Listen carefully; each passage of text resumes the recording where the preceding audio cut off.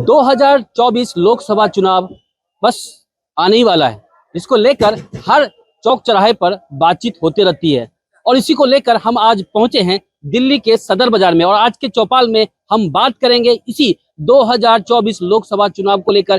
क्या यहाँ की जनता, यहाँ के जो व्यापारी, क्या इनके बारे में बताते हैं और किस मुद्दे पर इस बार वोट करने वाले हैं। यहाँ पे देखिए लोग मौजूद हैं हमारे साथ, बहुत गणमान्य बड़े बुजुर्ग, और यहाँ पे व्यापारी भी हैं, साथ में यहाँ पे काम काज करने वाले जो हैं दिल्ली बिहार से आए हुए लोग भी हैं। तो उनसे भी हम बात करेंगे और सभी से बात करके जानेंगे कि आखिरकार इस बार 2024 लोकसभा चुनाव में किनको किस मुद्दे पर वोट करने वाले हैं। तो आइए चाय के साथ हम चर्चा करते हैं।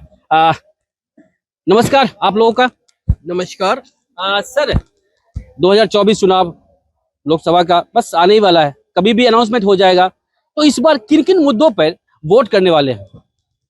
देखिए, मुद्दे तो बहुत हैं, मगर हमारा ये है पहले देश की मजबूती, कि देश की मजबूती कौन सरकार कर सकती है, किस प्रकार सरकार जो आम लोगों के लिए काम कर सकती है, इसको लेकर मेन मुद्दा है। देखिए, हम लोग हैं व्यापारी, हमारा मेन ये रहता है कि व्यापारियों के हित में कौन सी सरकार काम करेगी। व्यापारियों के कई मुद्दे होते हैं जिस पर हम लगातार आवाज भी उठाते रहते हैं। जिस प्रकार मार्केटों को सुंदर बनाना, मार्केटों के लिए कार्य करना, जीएसटी में जो प्रॉब्लम आ रही है, इनकम टैक्स में प्रॉब्लम आ रही है, ये मुद्दे तो हमारे है ही हैं। मगर हमारा सबसे पहला है हमारा देश। हमारे देश की जो पूरी तरह से इस प्रकार को मजबूत बनाए, आने वाले समय में कोई भी दिक्कत आए या विदेशी ताकत हमें आग दिखाने की कोशिश करे तो उसको मुंह तोड़ जवाब देने की सरकार में हिम्मत हो और दम दिखाए। तो ये जो मुद्दे हैं, इसको लेकर हमने पहले भी सरकार बनाई है, तो अब भी बनाएंगे। तो हमारा तो यही कहना है कि देखिए, आज जो समय है ना, आज का समय जो है कि ये छोटा मोटा चुनाव नहीं है, ये गली कूचे का चुनाव नहीं है कि सड़कें टूटी पड़ी है या नाली नहीं आ रही या किसी प्रकार की भी कोई दिक्कत है। आज का चुनाव पूरे देश की निगाह के ऊपर है, पूरे देश के क्या पूरे वर्ल्ड की निगाह के ऊपर होता है भारत का चुनाव। क्योंकि भारत एक ऐसा लोकतंत्र से चुनाव होता है जिसके ऊपर सबको विश्वास है।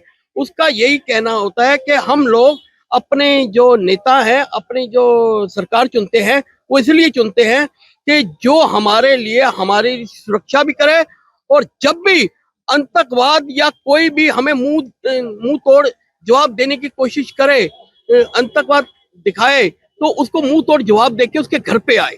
तो जिस प्रकार हमारी सरकार ने, हमारे फौजियों ने ये चीज दिखाई है, तो ऐसी सरकार ही हमें चाहिए। हम ये चाहते हैं, देखिए आज की स्थिति में कई है पार्टियां, सब पार्टियों का अपना अपना महत्वपूर्ण होता है, अपनी अपनी उनका अधिकार भी है कि वोट मांगने का। तो जो भी पार्टी मांगती है, तो हम ये देखते क्या है उनके मुद्दे और उन्होंने जब थे तो क्या क्या कार्य किए हैं। अभी सरकार जो मौजूदा सरकार है, तो क्या लगता है वो व्यापारियों के लिए बेहतर सरकार है, आम लोगों के लिए बेहतर सरकार है, जो एक साधारण परिवार, जो नीचे तबके के लोग हैं, उसके लिए बेहतर सरकार है? देखिए, ये सरकार जो है, ये सबसे बड़ी बात जो है, ये देश के लिए बहुत बड़ी सरकार है, देश की हित के लिए बहुत अच्छी सरकार है। क्योंकि आज कई मुद्दे होते हैं, देखिए जब परिवार में रहेंगे ना, तो छोटी मोटी छुटपुट होती रहती है, और जब मुद्दे नहीं होंगे तो वो सरकार भी बेकार है। जब तक हम मुद्दों पे बात नहीं कर पाएंगे, हमारा बेसिकली अधिकार है कि हम सरकार को जगाते रहे, अपने मुद्दे बताते रहे और उनको सरकार तक पहुंचाते रहे, और वो हम हमेशा करते रहेंगे। चाहे वो आजादी के बाद जब भी सरकार बनी, मुद्दे खत्म नहीं होंगे। मुद्दे तो आज से 100 साल आगे भी चले जाओ, मुद्दे तो मुद्दे ही रहेंगे, कहीं दिखते रहेंगी। मगर इस समय की जो स्थिति है, हम किन मुद्दों के ऊपर सरकार लाना चाहते हैं, हम कैसी सरकार लाना चाहते हैं, हम अपने देश को कैसे सुरक्षित रखना चाहते हैं, हम अपने देश का मान सम्मान कैसे बढ़ाना चाहते हैं, उसको लेकर मुद्दों के ऊपर ये सरकार बनाने के लिए। क्योंकि हमें ये चाहिए कि आने वाले समय में जो सरकार आए, वो ये सरकार आए कि ये ना हो कि 3 महीने बाद, 6 महीने बाद या साल बाद फिर चुनाव में हमें धकेल दे। ऐसी कोई पार्टी या कोई ऐसी सरकार ना बने। जो भी सरकार बने, स्थिर सरकार बने, जो देश की एकता और अखंडता के लिए भी काम करे और देश को मजबूत बनाने के भी काम करे। इनका कहना है कि सरकार ऐसी चाहिए जो बरकरार, मतलब पूरे 5 साल अपनी सरकार को चलाए, ऐसा कोई सरकार ना बने जो बीच में ही वो टूट जाए आपसी रंजिश की वजह से। लेकिन ये सरकार, इन्होंने कहा कि ये सरकार देश ही नहीं विदेशों में भी अपनी नाम कर रही है, लेकिन जो विपक्षी पार्टी है वो कह रही है बेरोजगारी बढ़ रहा है, आपके व्यापारीगण आप लोग हैं, व्यापार में घाटा लग रहा है, बिजनेस नहीं हो रहा है, पूरा मार्केट खाली जा रहा है, क्या कहना चाहिए? ये बात तो व्यर्थ की बात है कि जो कहते हैं कि व्यापार नहीं है या देश में बेरोजगारी है। बेरोजगारी देश में कुछ भी नहीं है। बेरोजगारी उनके लिए जो काम नहीं करना चाहते, जिनको काम करना है उनके लिए बेरोजगारी काम की कोई कमी नहीं है। हमारे देश के अंदर काम होता है, स्किल डेवलपमेंट हमारे देश में हो रहा है।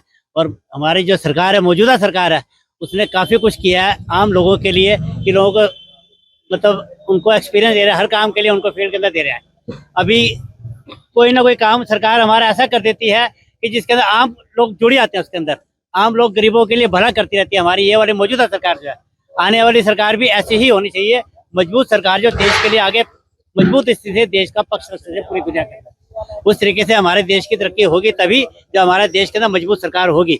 अगर मजबूत सरकार नहीं है, देश में तरक्की नहीं हो सकती कभी। आप व्यापारी हैं, आप काम करते हैं, आपका बिजनेस है, तो क्या लगता है इस 10 साल में केंद्र सरकार के राज में क्या व्यापार में बढ़ी है, व्यापार की जो आमदनी बढ़ी है या कम हुई है?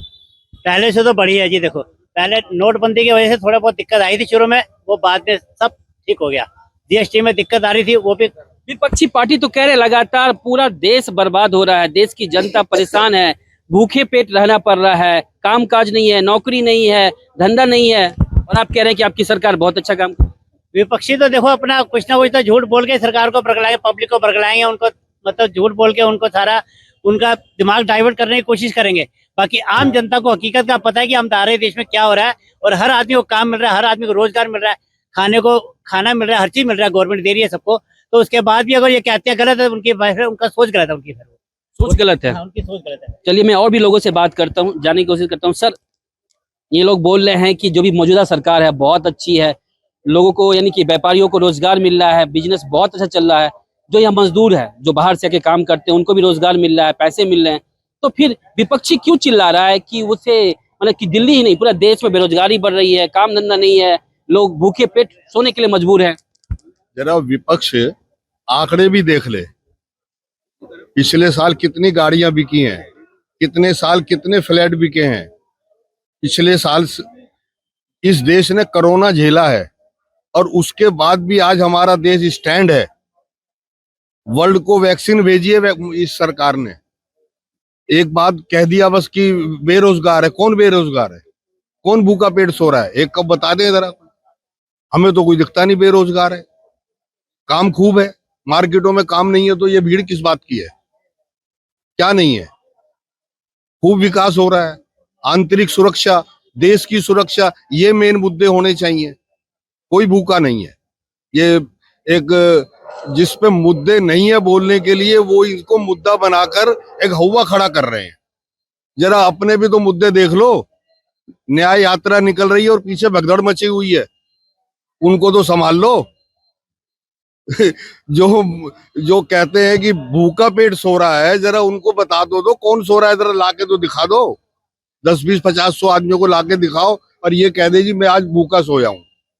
ये हो सकता है कि घी से ना खा रहा हो, रूखी खा रहा हो, भूखा कोई नहीं सोता। अगर आप मौजूदा सरकार की बात करें, आपके नजर में कौन कौन सा काम उन्होंने किया है जो देश हित के लिए, जो आम जनता के लिए है, बेहतर था? सन 2014 से सन 2024 आ गया, अगर मैं गिनवाने लगूंगा तो शायद सुबेरे हो जाएगी। कितने मुद्दे हैं। सबसे मुद्दा तो जीएसटी का ही मानता हूं मैं, हमारे लिए फायदेमंद। सी फार्म और ST1 इकट्ठा करने में हमारे पसीने छूट जाते थे। आज घर बैठे सब काम हो रहे हैं ऑनलाइन। मोदी जी ने कहा कि मैं राम मंदिर बनवाऊंगा, 370 धारा खत्म करूंगा, 3 तलाक ये सारे मुद्दे उन्होंने करके दिखाए हैं ना। कौन सा ऐसा वायदा है जो उन्होंने कहा हो और पूरा ना करा हो? एक भी नहीं है। जो रह गए हैं वो अगली बार पूरे हो जाएंगे। यानी फिर से मोदी सरकार गारंटीड। और सीट देखो सीट, देखिए 400 पार सीट 400 पार सीट बोल रहे हैं। नहीं, ठीक है। देखिए सीट का आंकड़ा तो आप लोग लगाएंगे, ये हमारा काम नहीं है। हमारा काम ये है कि मोदी सरकार अच्छी मेजोरिटी से आएगी, इतना हम कह सकते हैं। बाकी बचे हुए काम और भी करें। और भी लोगों से हम बात करते हैं। सर, सबसे पहले तो आप अपना परिचय दीजिए। Rakesh Kumar Yadav, present federation of सदर बाजार ट्रेड्स एसोसिएशन। सदर बाजार, यहाँ के मार्केट का क्या हाल है? मार्केट मुगल कालीन मार्केट है। मार्केट में लोगों को रोजगार मिलता है। मेरे ख्याल में मैं समझता हूँ कि 40,000 दुकानदार हैं यहाँ पर और 2 लाख आदमी हम लोग हमेशा होते हैं और 2 लाख के करीब में व्यापारी आते हैं। तो ये रोजी रोटी का सबसे बड़ा जिसे कहते हैं समुद्र है और बड़ा बरकत वाला हमारा मार्केट है। इसमें किसी सरकार ने हालांकि इस मार्केट डेवलपमेंट नहीं किया, लेकिन हमारे बुजुर्गों ने इस मार्केट को इतना सुंदर और रोजगार में बनाया है कि हम उनको आज नमन करते हैं कि उन्होंने हमें वो गद्दी दी जिस पर आज हम स्वाभिमान के साथ व्यापार कर रहे हैं, रोजी रोटी कमा रहे हैं और सरकार को टैक्स दे रहे हैं। आज जितने भी मंदिर मस्जिद गुरुद्वारे जितने भी बनते हैं, स्कूल के बनते हैं, वो व्यापारी वर्ग देता है। चाहे वो कोरोना पीरियड आया, सरकार ने अपने लेवल पर बहुत अच्छी तरह तैयारी की, लेकिन जितना व्यापारी ने खुलकर सरकार का साथ दिया, सरकार इस बात को मानती है। और हम अपने परमात्मा को मानते हैं कि हमें प्रभु ने इस लायक बनाया कि हम अपने समाज के लिए, अपने देश के लिए, मानवता के लिए कर सके। और जो प्रधानमंत्री नरेंद्र मोदी जी ने वसुधैव कुटुंबकम की बात की, बड़ी सुंदर बात की, पूरे संसार को सनातन धर्म के ग्राउंड पर लाकर खड़ा कर दिया। पूरा वर्ल्ड ये कहता है कि हम वसुधैव कुटुंबकम में एक पृथ्वी एक परमात्मा की संतान है, जिसमें हिंदू मुस्लिम सिख ईसाई सभी उस परमात्मा की संतान है।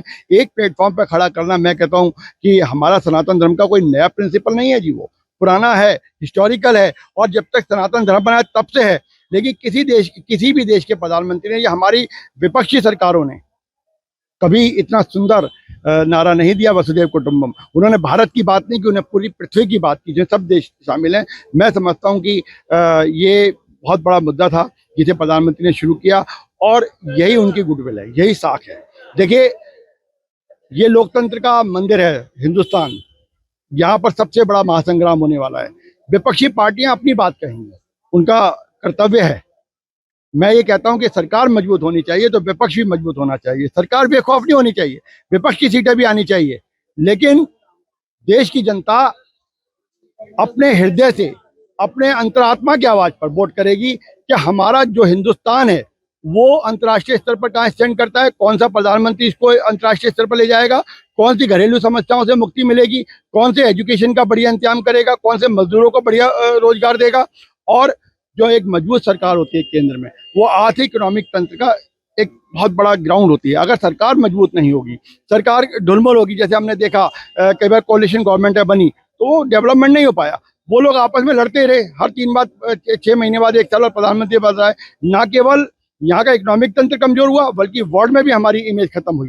लेकिन आज जो प्रधानमंत्री ने 10 साल से ये इन्होंने संभाला है, मैं कहता हूँ कि जो विपक्ष है वो मुद्दे उठाए ना, देश की जनता जागरूक है और एक जागरूक नागरिक ही मजबूत राष्ट्र का निर्माण करते हैं। और हम जागरूक नागरिक हैं पहले, फिर एक जागरूक व्यापारी हैं और हम लोग अपनी अंतरात्मा के आवाज पर वोट देंगे।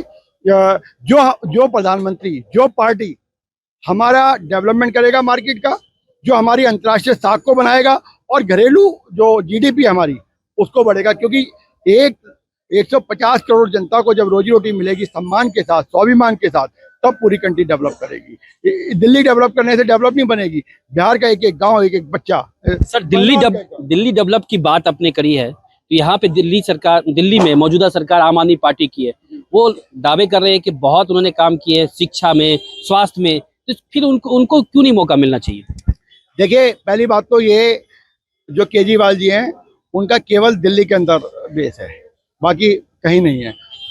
ये केंद्र सरकार, मैंने कहा कि एक मजबूत सरकार मजबूत राष्ट्र का निर्माण करती है। केजरीवाल जी इस महासंग्राम में लोकसभा के लोकतंत्र में कहीं स्टैंड नहीं करते हैं। और हम ये नहीं चाहते कि एक हैंग गवर्नमेंट आ जाए, ऐसी गवर्नमेंट आ जाए जो आपस में बंद कमरे के अंदर ही फैसले करते रहें।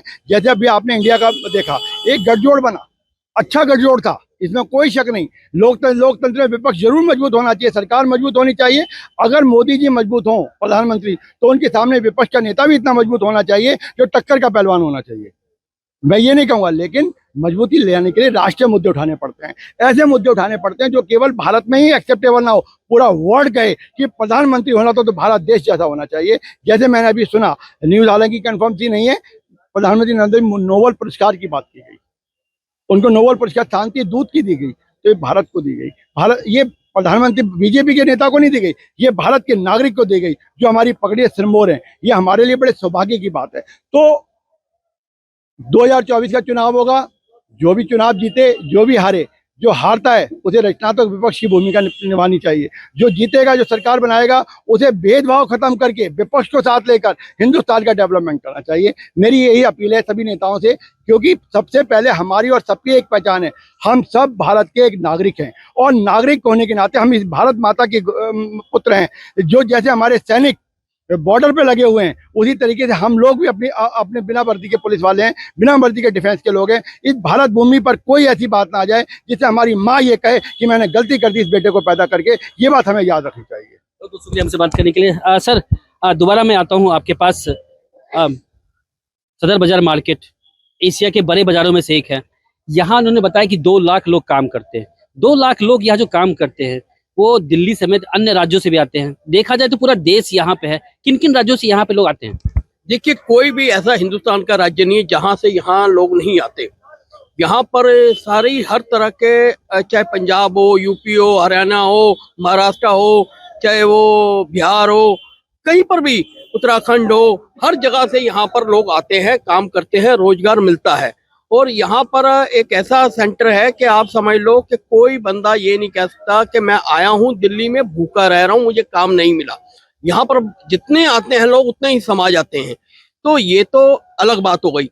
मगर जो बात हो गई सरकार की, तो मैं तो ये कहना चाहूंगा कि सरकार ने जिस प्रकार, हमने वही बात हो रही है बार बार कि हमने कौन सी सरकार और क्यों चुननी है।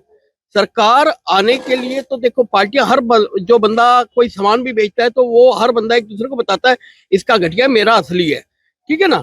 तो ये तो मुद्दे छिड़ते रहते हैं, मगर ये हमने सोचना है किसका असली है, किसका आपने नहीं। ये बोला कि मेरा माल अच्छा, इनका माल खराब, तो यानी कि जो विपक्षी पार्टी कह रही है बीजेपी गलत, वो अच्छे हैं, तो आपके ये जो आपका जो उदाहरण था, कहीं उस पर सटीक तो नहीं बैठ रहा है? देखिए, वो बिल्कुल बोलेंगे, वो कोई भी होगा, चाहे बीजेपी विपक्ष में थी तब बोलती थी, अब ये भी विपक्ष में ये बोलते हैं, वो तो रहेगा। मगर मुझे ये बताओ, पहली बात तो हम सरकार चुनने से पहले ये तो सोचें कि पार्टी को चुनने से पहले ये तो सोचें उनका नेता कौन है, कौन सरकार चलाएगा, किस प्रकार की सरकार वो देंगे, किस प्रकार का देश का विकास करेंगे। क्या अभी ही सीटों में उनमें तालमेल नहीं हो पा रहा, जबकि 15 दिन चुनाव में डिक्लेयर में रह गए, चाहे 10-15 दिन रह गए हों, अभी तक उनकी कोई भूमिका का नहीं पता, उनके कोई नेता का नहीं पता। आने वाले समय में हम चुनाव उनको दे दें, जिता दें, और 2-3 महीने बाद फिर दोबारा चुनाव हमारे सिर पे खड़ा हो जाए, तो हम कहाँ स्टैंड रखते हैं? क्या आम जनता के ऊपर इतना लोड डालने का हमारा जो है, ये जो समय है, वो जायज है? इसलिए हम वही सरकार चुनेंगे जो मजबूत सरकार हो और जो सरकार आम लोगों की बात कर सके। आज जो सरकारें बात करते हैं जरूर आम लोगों की, जब मैं पूछना चाहूंगा, जब मनमोहन सिंह जी की सरकार थी तो तब राहुल गांधी ने क्यों उनके बिल फाड़े, तब क्यों उनकी बात, उनके काम करवा सकते थे ना, उनके पास जाके जो भी काम करा सकते थे। आज उनकी भूमिका जो है उसी कारण खराब होती गई है। आज कांग्रेस देखिए किस हालत में आ गई है, एक एक नेता छोड़ने को तैयार हो गया है। वो कारण क्या है कि अपनी भूमिका नहीं निभा पा रहे, कोई नेता ही नहीं ला पा रही। आज वो नेता लाए तो देखिए विपक्ष भी मजबूत होगा, पार्टी भी मजबूत होगी, सब कुछ होगा। तो हम ऐसी सरकार को क्यों चुने जिसका कोई स्थिति नहीं है। सर विपक्ष में तो और भी, सर इंडिया अलायंस में और भी नेता है जो प्रधानमंत्री के दावेदार है। कौन है? नाम लीजिए आप, नाम एक गिनवाइए कि कौन है प्रधानमंत्री के दावेदार, कौन है प्रधानमंत्री का चेहरा। आप बता दिए, आप हर बंदा खड़ा हो जाए, मैं भी कहता हूँ मैं भी प्रधानमंत्री का दावेदार हूँ, मैं छोड़ जाऊंगा भाई। मैं भी आज कह देता हूँ मैं भी प्रधानमंत्री, मेरे में भी बड़े सपोर्टर है, मेरे भी सब कुछ है भाई। प्रधानमंत्री बनना कोई ये खेल नहीं है। प्रधानमंत्री बनना एक देश की बहुत बड़ी जिम्मेवारी है। देश के हर बंदे के ऊपर जो नजर रखना, हर देश के ऊपर ये रखना कि अपने देश का कहाँ पर स्थिति बढ़ा सकते हैं, कहाँ पर विदेशों में जाकर हम काम कर सकते हैं, कहाँ पर। देखिए मैं कहता हूँ कई बंदे, आपने जैसे बोला रोजगार नहीं वो है, कई चीजों में अभी हमें भी लगता है कि भाई मंदे का दौर आया है, कई चीजों में हमें भी दिक्कत आती है। मगर जब एक स्थिर चीज बनती है, आप मकान बनाते हैं, आपको महीने, 2 महीने, 6 महीने, साल की दिक्कत आती है। वो मकान जब मजबूत बन जाता है, उसी महल में आप रहते हो, आपका परिवार रहता है। जब वो मकान मजबूत बनता है तभी आप उसमें रह पाओगे। टूटे फूटे मकान में दीवारें हिलती रहेंगी, कभी भी वो छत पे आके गिर जाएगी। इन्होंने कहा टूटे हुए मकान में कोई नहीं रह सकता। कहने का मतलब समझ रहे होंगे, इंडिया गठबंधन और एनडीए किसकी सरकार बनेगी इस बार? देखिए, इसमें तो कोई शक ही नहीं है कि एनडीए की सरकार बनेगी। मुद्दा तो केवल इस बात का है कि सीटें कितनी आएंगी। इस बार 400 पार होना बेहद जरूरी है। क्यों विपक्षी पार्टी भी इतनी मजबूत है, इतने दावेदार हैं, इतना पार्टी जुड़ के एक इंडिया अलायंस बनाया, फिर आप कह रहे हैं सिर्फ बीजेपी ही क्यों बार बार? वो भी तो, कांग्रेस ने भी तो राज किया पहले, कांग्रेस ने भी सरकार चलाई, उनके राज में भी तो आप लोग थे, सही थे, फिर सिर्फ बीजेपी ही क्यों? देखिए, इंडिया अलायंस उन्होंने बनाया है, वो अपनी पार्टी के नेता नहीं संभाल पा रहे, वो इंडिया अलायंस क्या संभालेंगे? उनकी पार्टी के एक एक करके कितने दिग्गज नेता वो भाजपा में शामिल हो रहे हैं। ये सब क्यों हो रहे हैं? क्योंकि उनको धारा प्रवाह दिख रही है कि किधर किसकी सरकार बनने जा रही है और आने वाला वक्त किसका है। इसलिए वो नेता खुद ब खुद टूट के उन पार्टियों से इधर आ रहे हैं। और जहां तक इंडी गठबंधन का सवाल है, कितने लोग तो गठबंधन से तो छोड़ छोड़ कर आ गए हैं, एनडीए में शामिल हो गए। क्या कहा आपने? सर, हम ये कहना चाह रहे थे कि जो पार्टी को नहीं संभाल पा रहा अपने को, देश को क्या संभालेगा? तो इस बार किसकी सरकार? बीजेपी की सरकार। क्यों? आपके लिए क्या किया उन्होंने? हमारे लिए क्या गया? देश के अंदर विकास कितने हो रहा है, क्यों नहीं हो रहा है? बहुत कुछ हो रहा है। आम जनता को बताइए क्या विकास हुआ? आम जनता को देखो, कितने आपने तो बहुत सवाल नहीं, किया। सर, हम लोगों को पटरी के लिए 10,000 एक बच्चा जब कहता है मेरे माँ बाप ने मेरे लिए क्या किया, ये तो कोई सवाल नहीं हुआ यार। ये तो वो तो माँ बाप ने जिंदगी भर गाल, देखिए बात सुनिए, माँ बाप ने जिंदगी भर गाल देते हैं। अगर देश मजबूत हुआ है, आज देश को आतंकवाद मुंह तोड़ जवाब दिया है। आज पता लगा है जो पत्थरबाज थे, जो हमारे कश्मीर में पत्थरबाजी करते थे, जो यहाँ पर आके कोई बम फोड़ के चले जाते थे, कहाँ भगवा के फेंक दिए, वो हमारे देश के प्रधानमंत्री ने किया है। वो आज देखिए, मुझे कई जगह पर्सनल नुकसान होता है, बिजनेस का नुकसान होता है, मगर मेरा देश मजबूत है तो मेरा सब कुछ मजबूत है, मेरा परिवार भी मजबूत है, मेरा धर्म भी मजबूत है और मेरा आने वाला समय भी मजबूत है। आम पब्लिक को तो सर कमा के खाना है, कोई प्रधानमंत्री थोड़ी कमा के देके जाएगा आम पब्लिक को। उनको सबको अपना कमा के खाना है। आम पब्लिक को तो कमा के खाना, उसमें कोई भी हो, आप हो, हम हो, सभी आ गए उसमें। आपको रोजगार मिल रही है? बिल्कुल मिल रहा है, बिल्कुल मिल रहा है। हम अपना अपने मेहनत से कमा के खाते हैं। हमें तो रोजगार भी दिए हैं जी, और मोदी जी ने तो 10,000 रुपए भी दिए हैं जी, जो अपना काम करो और खाओ जी। 2024 में किसकी सरकार? मोदी की सरकार, मोदी की सरकार है, और बाकी नहीं कोई? कोई नहीं। मोदी की सरकार है। देश में मोदी का विकास करना है तो मोदी की सरकार। मोदी जी की सरकार। मोदी के अलावा कोई नहीं सर, मोदी के अलावा कोई, इसलिए कि मोदी जी ने बहुत बड़े बड़े काम करके दिखा दिए और उनसे बड़ा काम कोई कर नहीं सकता है। मोदी सरकार, भाई साहब, मोदी सरकार डेवलपमेंट कर रहा है। मोदी सरकार मोदी की है जी, मोदी। और भी लोग हैं। भाई साहब, आप रिक्शा चलाते हैं, सुबह शाम मेहनत करते हैं, क्या लगता है इस बार 2024 में किसकी सरकार बननी चाहिए? बीजेपी का। आप क्यों बोल रहे हैं बीजेपी का? उससे पहले तो कांग्रेस भी था, दिल्ली में आम आदमी पार्टी कांग्रेस का तो कुछ ठिकाने नहीं है, आज इधर भाग रहा है, कल उधर भाग रहा है। बीजेपी तो एक ठिकाना खड़ा है, सबको देश चला रहा है। बाकी पार्टी कुछ नहीं, कुछ नहीं कर रहा है। बीजेपी सब चीज दे रहा है, खा रहे हैं, पी रहे हैं, आराम से रह रहे हैं। रोजगार है? रोजगार मेरे पास बहुत है, बीजेपी के बल पे कमा रहे हैं बस। बहुत अच्छा, बहुत अच्छा है। और भी लोग हैं, इनसे भी बात करते हैं। क्या भाई साहब, 2024 में किसकी सरकार? बीजेपी की सरकार। आप क्या काम करते हैं? मजदूरी करते हैं। मजदूरी करते हैं। आपको रोजगार मिल रहा है, काम मिल रहा है? पूरा काम मिल रहा है परिवार का लालन पालन अच्छे से हो रहा है? जी, अच्छे से हो रहा है, कोई दिक्कत नहीं? कोई दिक्कत नहीं। और भी लोग हैं। किसकी सरकार भाई साहब? बीजेपी। क्यों? सर, काम अच्छा जो करेगा उसी की सरकार होगी। बीजेपी ने। किसकी सरकार? बीजेपी का सरकार है सर। आज जो कई काम किया है गरीब के लिए, घर, मकान, नल योजना, हर चीज के लिए जो है कि आज बीजेपी सरकार की जय जयकार है। जो हर जगह से बीजेपी सरकार आएगा तो आएगा, 400 पार करेगा। 400 पार है बीजेपी सरकार का।